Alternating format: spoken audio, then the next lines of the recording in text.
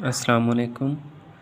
आज हम जानेंगे कि एलयू डिकम्पोजिशन मेथड से सॉल्यूशन कैसे फाइंड किया जाता है। कि ये हमारे पास एक क्वेश्चन है, तो सिंपली हमने इसको राइट कर लेना है मैट्रिक्स फॉर्म में, जैसा कि यूजुअली हम जानते हैं। ठीक है, ये हमारे पास, इसको मैंने मैट्रिक्स फॉर्म में लिख लिया। ये ए मैट्रिक्स, ये एक्स और ये b. A x is equal to B.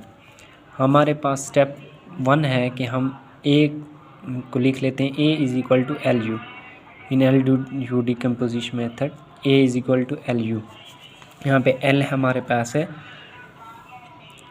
Lower triangular matrix है और यू है अपर ट्रायंगुलर मैट्रिक्स। तो सिंपली हमने A is equal to L U लिख दिया। ठीक है, एल हमारे पास लोअर ट्रायंगुलर मैट्रिक्स है तो मैंने उसके एंट्रीज को लिख दिया।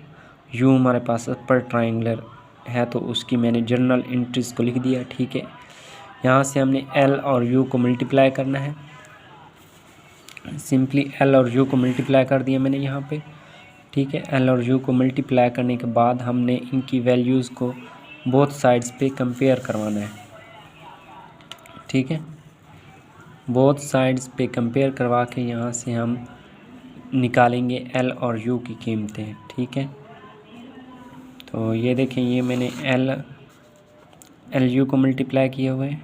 ठीक है, एल यू को मल्टीप्लाई करने के बाद मैंने लिख दिया है कि बाय कंपेयरिंग बोथ साइड्स। ठीक है, इसकी बोथ साइड्स, यानी यहाँ पे ये 4 है तो इसके सामने वाली जो चीज़ है वो इसके इक्वल होगी। यहाँ पे ये 1 एंट्री है तो ये चीज़ इसके इक्वल होगी। लेकिन हमने यहाँ पे कोई L1 L2 और L3 को ना लेट कर लेना है किसी भी हिस्से के। ठीक है, ज़रूरी नहीं है कि 1 के।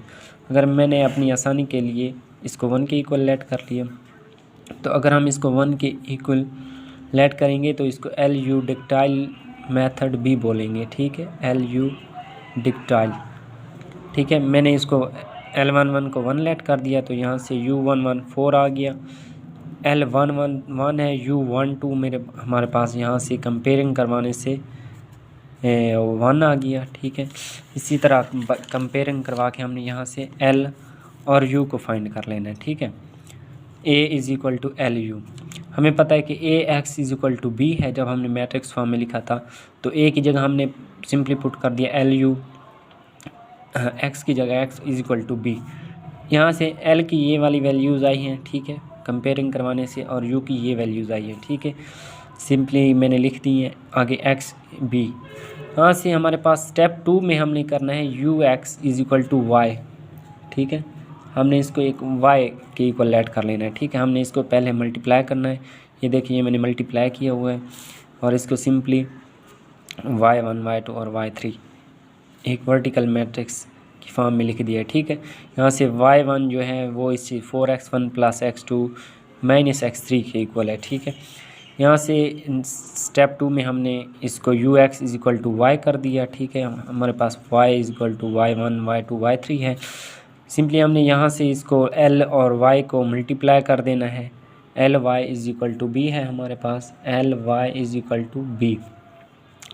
एल और वाई को मल्टीप्लाई करवाना है। ठीक है, यहाँ से हमारे पास ये वैल्यूज़ आएगी। यहाँ से हम देख सकते हैं कि हमारे पास जो है y1 है वो 2 नज़र आ रहा है। ठीक है, इसी तरह यहाँ पे y1 2 पुट करेंगे और यहाँ से y2 फाइंड करेंगे, उसको 3 के इक्वल यहाँ से कंपैरिजन करना है। ठीक है, वैल्यूज़ का यहाँ से भी इस इक्वेशन को 3 के इक्वल करके यहाँ से हमने y3 फाइंड कर लेना है, जो मैंने लिख दिया है। y1 2 आया है हमारे पास, y2 5/2 एंड y3 आया है 40/11। ठीक है, इसके बाद हमने क्या लेट किया था, U x is equal to y. ठीक है, यू एक्स y1 की क्या वैल्यू है हमारे पास, ये है। तो यहाँ पे हम नेक्स्ट